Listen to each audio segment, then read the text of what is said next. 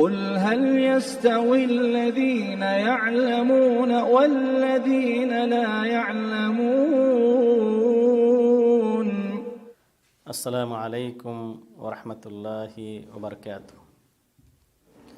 الحمد للہ حمدا كما يحب ربنا ويرضى، واشهد ان لا الہ الا اللہ وحدہ لا شریک له له الحمد في الآخرة والأولى، واشهد ان نبینا محمدا عبده ورسوله المبعوث بالرحمة والهدى صلی اللہ علیہ وعلى آلہ وصحبہ ومن سار على هدیہ مقتفى، اما بعد۔ آج توحید کا آخری یعنی 12واں سبق ہے۔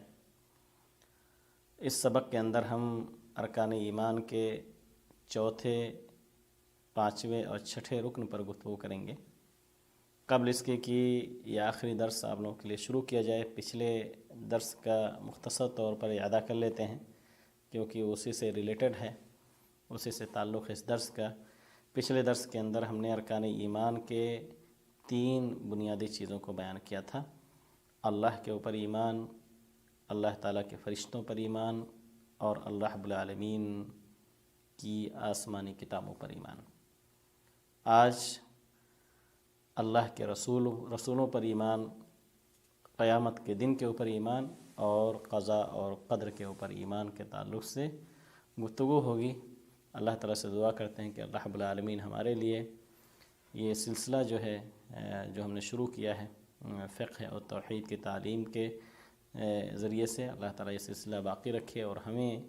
جو کچھ ہم سیکھتے ہیں اللہ تعالیٰ اس کے مطابق عملی طور پر زندگی گزارنے کی توفیق دے۔ چوتھا رکن ہے رسولوں کے اوپر ایمان۔ اللہ رب العالمین نے دنیا کے اندر ہر قوم میں ایک رسول بھیجا، جیسا کہ صراحت کے ساتھ اللہ تعالیٰ نے قرآن میں ذکر کیا ہے، وَلَقَدْ بَعَثْنَا فِي كُلِّ أُمَّةٍ رَسُولًا أَنِ اعْبُدُوا اللَّهَ وَاجْتَنِبُوا الطَّاغُوتَ۔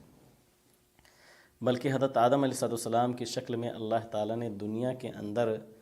سب سے پہلا نبی مبعوث کیا۔ ایسا اسی لیے کیا تاکہ ایسا نہ ہو کوئی انسان یہ نہ کہہ سکے اللہ تعالیٰ سے کہ اے اللہ ہماری رہنمائی کے لیے تو دنیا کے اندر کوئی رسول آیا ہی نہیں تھا، کیونکہ اللہ تعالیٰ نے قرآن میں بھی ذکر کیا ہے کہ ہم اس وقت تک کسی کو بھی عذاب سے دوچار نہیں کرتے جب تک کہ ہم رسول نہ بھیج دیں۔ وَمَا كُنَّا مُعَذِّبِينَ حَتَّى نَبْعَثَ رَسُولًا، کہ ہم عذاب دیتے ہی نہیں اس وقت تک جب تک کہ ہمارا پیغمبر، ہمارا میسنجر، ہمارا نبی اور رسول ان کے پاس نہ پہنچ جائے۔ تو اجمالی طور پر ہمارا ایمان ہے کہ اللہ تعالیٰ نے دنیا کے اندر جتنے بھی انبیاء اور رسول کو مبعوث فرمایا، ان سب نے اپنی اپنی ذمہ داریوں کو پورے طور پر نبھایا، اور جو اللہ رب العالمین کا پیغام تھا اس پیغام کو اللہ تعالیٰ کے بندوں تک پہنچایا۔ اور ہر نبی کے قوم کے جو لوگ تھے انہوں نے اپنے اپنے حساب سے انبیاء اور رسول کی باتوں پر ایمان لایا، کچھ نے انکار کیا، بلکہ اکثریت نے انبیاء اور رسول کو جھٹلا دیا۔ کچھ نبی اور رسول تو ایسے بھی دنیا کے اندر آئے کہ انہوں نے جو بھی ذمہ داری انہیں ملی تھی اس کو پورا کیا، دعوت کو مکمل طور سے پوری وضاحت کے ساتھ پہنچایا، ان کے ساتھ معجزے بھی ہوتے تھے۔ اس کے باوجود بہت سارے انبیاء ایسے تھے جن کی دعوت کو قبول کرنے والا کوئی بھی نہیں تھا۔ اللہ تعالیٰ نے اجمالی طور پر تذکرہ کیا ہے، نبی کریم صلی اللہ علیہ وسلم کی حدیث ہے کہ قیامت کے دن ایسے بھی نبی آئیں گے کہ جن کے ساتھ کوئی بھی نہیں ہوگا، کیونکہ کوئی بھی ان کے اوپر ایمان لایا ہی نہیں ہوگا۔ ایسے ہی بہت سارے انبیاء اور رسول ایسے آئے کہ جنہوں نے کئی 100 سال تک دعوت دی۔ مثال کے طور پر نوح علیہ السلام نے 950 سال تک دعوت و تبلیغ کا کام کیا، لیکن ایمان لانے والے بہت تھوڑے تھے، جن کی تعداد 50 کے آس پاس تھی۔ ان کی بیوی بھی ایمان نہیں لائی، ان کے بیٹے بھی ایمان نہیں لائے، اور ایسے ہی اور بھی انبیاء گزرے ہیں جن کے والدین ایمان نہ لا سکے، جن کی بیویاں ایمان نہیں لائیں، اور انہوں نے مخالفت کی نبیوں اور رسولوں کی۔ تو لیکن یہ رسول اپنے مشن میں کامیاب تھے، ان کو جو ذمہ داری ملی تھی اس کو انہوں نے پورے طور سے نبھایا۔ ہدایت دینا، اس ایمان کو قبول کرنا، ظاہر سی بات ہے اللہ رب العالمین جسے چاہتا ہے ہدایت دیتا ہے اور جسے چاہتا ہے اس ہدایت کے راستے سے دور کر دیتا ہے۔ جب اللہ تعالیٰ سے کوئی ہدایت خود نہیں طلب کرتا تو اللہ رب العالمین بھی اسے ہدایت نہیں دیتا۔ تو ضرورت ہے کہ ہم اللہ رب العالمین سے ہدایت طلب کریں، اور شاید یہی وجہ ہے کہ ہم اللہ تعالیٰ سے ہر نماز کے اندر کہتے ہیں اہدنا الصراط المستقیم، کہ اللہ تعالیٰ ہمیں سچے اور سیدھے راستے کی ہدایت دے دے، اور اللہ تعالیٰ سے ہم یہی ابھی بھی اور پوری زندگی اللہ تعالیٰ سے طلب کرتے رہیں گے کہ اللہ تعالیٰ ہمیں سیدھے راستے پر چلائے۔ تو اللہ رب العالمین نے اس دنیا کے اندر بہت ہی بڑی تعداد میں انبیاء اور رسول کو مبعوث فرمایا۔ جب اللہ تعالیٰ نے ہر قوم کے پاس ایک رسول بھیجا تو ظاہر سی بات ہے دنیا نہ جانے ہزاروں سال سے موجود ہے،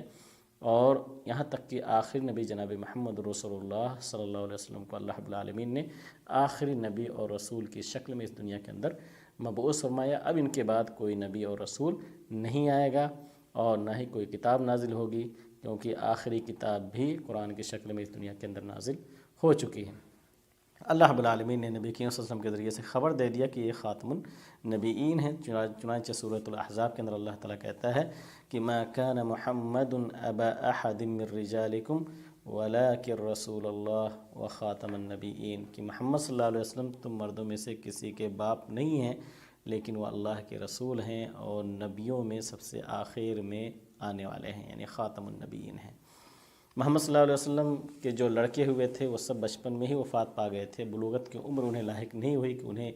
رجل کہا جائے یا رجال کہا جائے، کیونکہ رجل کا اطلاق بلوغت کے بعد کے عمر پر ہوتا ہے، اور اللہ کے رسول صلی اللہ علیہ وسلم کے سارے بچے بلوغت سے قبل ہی وفات پا گئے تھے، سوائے بیٹیوں کے۔ بیٹیاں باحیات رہیں، سب شادی شدہ بھی ہوئیں،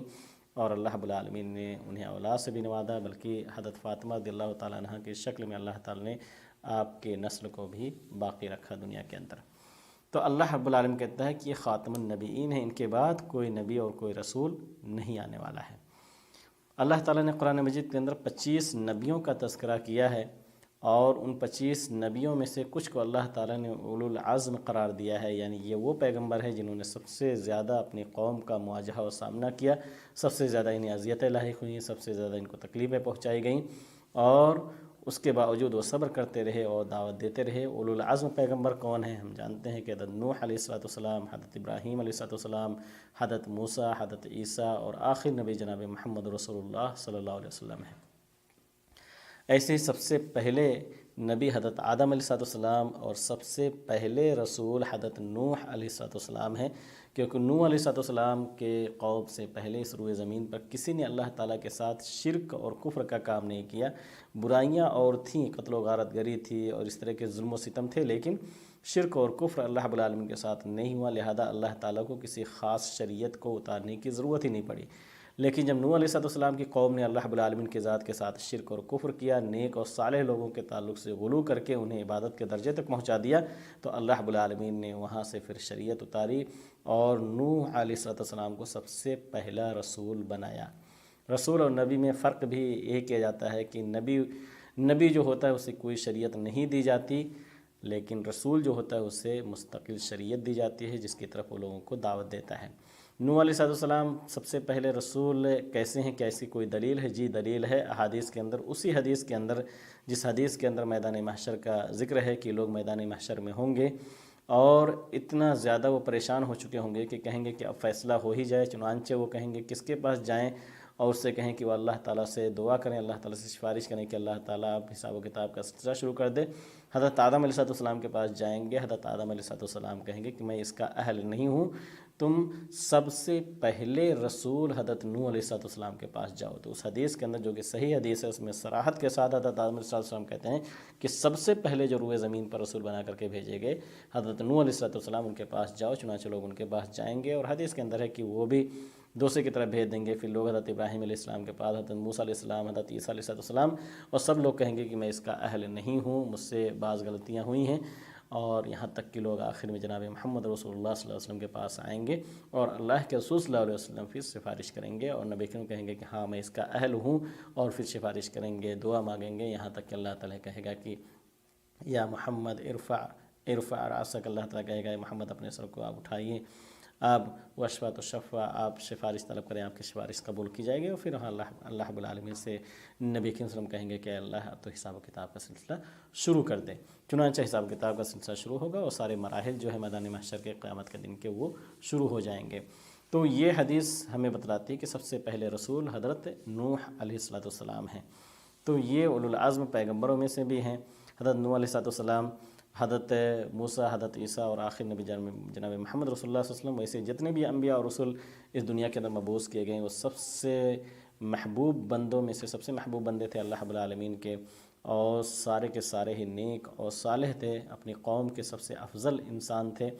نبی کریم صلی اللہ علیہ وسلم نے کہا کہ میں تو ولد آدم کا سردار ہوں، آدم علیہ السلام کے اولاد کا، لیکن مجھے اس پر کوئی فخر نہیں ہے، بلکہ ایک حدیث کے اندر نبی کریم صلی اللہ علیہ وسلم نے منع بھی فرمایا اور کہا کہ ایک نبی اور رسول کو دوسرے نبی اور رسول پر فوقیت مت دو۔ تو سارے انبیاء کے اوپر ایمان لانا ضروری ہے۔ اگر کوئی شخص کسی ایک نبی کے اوپر ایمان لانے سے خود کو روکتا ہے تو سارے انبیاء اور رسول کا وہ منکر ہوگا، کیونکہ سارے نبیوں کی دعوت ایک ہی تھی۔ ایک نبی کی دعوت کا انکار کرنے کا مطلب ہے کہ سارے نبیوں کی دعوت کو ہم نے ٹھکرا دیا۔ خاص طور سے جو دعوت توحید تھی، جو عقیدے کی دعوت تھی، وہ مشترک تھی، ایک ہی دعوت تھی۔ احکام اور شریعت جو پریکٹیکل عمل تھے اس کی تعلیمات الگ الگ تھی ہر دور کے حساب سے، لیکن آخری شریعت اترنے کے بعد اب قیامت تک کے لیے یہی شریعت، جو آخری شریعت اللہ رب العالمین نے نبی کریم صلی اللہ علیہ وسلم کو اتاری، یہی ہر دور کے لیے اب بہتر ہوگی۔ اسی پر عمل کرنے کا اللہ تعالی ہم سے اور آپ سے مطالبہ کرتا ہے۔ تو رسولوں کے اوپر ایمان کا یہ اجمالی طور پر مفہوم ہے۔ آئیے 5ویں رکن کی طرف بڑھتے ہیں، قیامت کے دن کے اوپر ایمان۔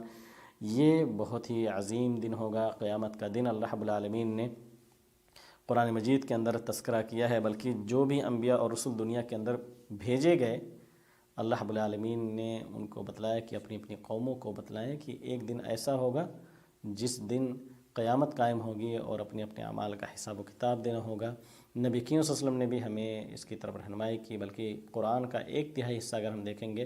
تو آخرت کے دن کے تعلق سے ہی گفتگو کرتا ہے، اور آخرت کے دن کے اوپر ایمان میں قیامت کی نشانیاں بھی داخل ہیں۔ اس کے بعد موت کا مرحلہ ہے، جیسا کہ حدیث کے اندر ہے کہ القبر اول منازل الآخرہ، قبر جو ہے یہ آخرت کی سب سے پہلی منزل ہے، وہاں حساب و کتاب ہوتا ہے، منکر نکیر آتے ہیں، وہیں سے ایک مومن کے لیے جنت کی کھڑکی کھول دی جاتی ہے قبر میں، اور کافر کو عذاب ہوتا ہے، یہاں تک کہ پھر قیامت کے دن اللہ رب العالمین دوبارہ جب سارے لوگوں کو اٹھائے گا تو پھر وہاں میدان محشر ہوگا، حساب و کتاب ہوگا، میزان ترازو ہوگا، پل صراط ہوگا، حوض کوثر ہوگا، اور آخری ٹھکانہ جو ہے وہ جنت یا جہنم کی شکل میں ہوگی۔ اور اللہ تعالیٰ سے ہم دعا کرتے ہیں کہ اللہ تعالیٰ ہم سب کا ٹھکانہ جنت الفردوس میں رکھے، آمین۔ تو یہ قیامت کے دن کے اوپر ایمان رکھنا بہت ضروری ہے۔ قیامت کے دن کے اوپر اگر آدمی کا مکمل طور سے ایمان ہو تو اعمال کی اصلاح خود بخود ہو جاتی ہے، جیسا ہم نے ذکر کیا کہ ایمان کی اصلاح سب سے اہم ہے۔ اگر آدمی ان بنیادی چیزوں پر مکمل طور سے مضبوطی کے ساتھ ایمان رکھ لے تو اعمال کی اصلاح کی گارنٹی ہر کوئی لے سکتا ہے۔ اللہ رب العالمین نے بھی یہ کہا ہے کہ آپ ایمان لاؤ اور ایمان کے ساتھ ساتھ عمل صالح کرو۔ تو اللہ رب العالمین نے ہی وجہ ہے کہ قرآن میں کثرت سے ایمان بالیوم الآخر کا ذکر کیا ہے، بلکہ بے شمار احادیث ایسی ہیں جس میں ایمان کے بعد اللہ کے اوپر ایمان کے بعد آخرت کے دن کے اوپر ایمان کا تذکرہ کیا گیا ہے، جیسے کہ حدیث من کان یؤمن باللہ والیوم الآخر فلیکرم جارہ، من کان یؤمن باللہ والیوم الآخر فلیقل خیرا او لیصمت، من کان یؤمن باللہ والیوم الآخر۔ تو اس طرح کی جو احادیث ہیں وہ ہمیں بتلاتی ہیں کہ اللہ رب العالمین کے اوپر ایمان رکھنا اور ساتھ ہی ساتھ ہے آخرت کے دن کے اوپر ایمان رکھنا۔ اگر اللہ تعالیٰ کے اوپر ایمان میں کمی ہے اور اس سے اعمال کی اصلاح نہیں ہو رہی ہے تو آخرت کا اگر ڈر اور خوف پیدا ہو جائے تو اس سے بھی اعمال کی اصلاح ہو سکتی ہے۔ وجہ احادیث کے اندر کثرت سے دونوں کو ایک ساتھ ذکر کیا گیا ہے۔ آخری رکن ہے ایمان کا، اور وہ ہے قضاء اور قدر کے اوپر ایمان۔ قضاء اور قدر کے اوپر ایمان رکھنا بھی بہت ضروری ہے، کیونکہ انسانی زندگی جو ہے مختلف قسم کے حوادثات کا شکار ہوتی ہے۔ اس دنیا کی زندگی میں ہمیں اور آپ کو نعمتیں بھی ملتی ہیں اور آزمائش کا بھی ہم اور آپ شکار ہوتے ہیں۔ اگر تقدیر کے اوپر ایمان نہ ہو تو بسا اوقات ایمان ڈگمگا جاتا ہے۔ ایمان اگر کمزور ہو تو پتہ چلتا ہے کہ اللہ تعالیٰ کی ذات سے مایوسی ہو جاتی ہے، اور مایوسی کا شکار ہو کر کے آدمی بعض غلط قدم بھی اٹھا لیتا ہے۔ تو قضاء اور قدر کے اوپر ایمان میں یہ چیزیں داخل ہے کہ ہم اس بات پر ایمان رکھیں کہ اللہ تعالیٰ کو ہر چیز کا علم ہے۔ دوسرا پوائنٹ یہ ہے کہ اس بات پر بھی یقین ہو کہ اللہ رب العالمین نے ہر چیز کو لکھ بھی دیا ہے لوح محفوظ میں، جو اللہ تعالیٰ کے پاس محفوظ ہے۔ تیسرا پوائنٹ یہ ہے کہ ہمارا ایمان ہو اس بات پر کہ اللہ رب العالمین جو چاہتا ہے وہی ہوتا ہے، اللہ تعالیٰ کی مشیت کے بغیر کوئی چیز دنیا کے اندر وجود پذیر نہیں ہوتی۔ اور چوتھی چیز یہ ہے کہ اللہ تعالیٰ ہر چیز کا خالق بھی ہے، اللہ رب العالمین نے ہی ہر چیز کو پیدا کیا ہے، اللہ کے علاوہ کوئی خالق و مالک نہیں ہے، جیسا کہ اللہ تعالیٰ قرآن میں کہتا ہے سورۃ الانعام میں ذالکم اللہ ربکم لا الہ الا هو خالق کل شیء فاعبدوہ وہو علی کل شیء وکیل، کہ اللہ رب العالمین کے سوا کوئی عبادت کے لائق نہیں، وہی ہر چیز کو پیدا کرنے والا ہے، تم اسی کی عبادت کرو اور وہی ہر چیز کا کارساز ہے۔ تو یہ 6 ارکان ہیں ایمان کے جس کے تعلق سے گفتگو کی گئی 2 درس کے اندر۔ اللہ تعالیٰ کے اوپر ایمان، اللہ کے فرشتوں پر، اللہ تعالیٰ کے آسمانی کتابوں پر، اللہ تعالیٰ کے نبیوں اور رسولوں پر، اور آخرت کے دن کے اوپر، اچھی اور بری تقدیر کے اوپر ایمان لانا ضروری ہے۔ اللہ تعالیٰ سے دعا کریں گے کہ اللہ رب العالمین ہم سب کو اپنے ایمان کی اصلاح کی توفیق دے، عمل صالح کی توفیق عطا فرمائے، جب تک زندہ رکھے اللہ تعالیٰ ایمان پر قائم دائم رکھے، اور جو کچھ ہم سیکھیں اللہ تعالیٰ اس پر عمل کرنے کی بھی توفیق عطا فرمائے۔ اللہ تعالیٰ ہمیں ایسے جنت الفردوس میں بھی ایک ساتھ اکٹھا ہونے کی توفیق دے جیسے اللہ تعالیٰ کا دین سیکھنے کے لیے ہم اکٹھا ہوئے ہیں، اللہ تعالیٰ جو بھی سیکھیں اس پر عمل صالح کی توفیق دے۔ آمین وآخر دعوانا الحمد للہ رب العالمین۔ السلام علیکم ورحمۃ اللہ وبرکاتہ۔ قل هل يستوي الذين يعلمون والذين لا يعلمون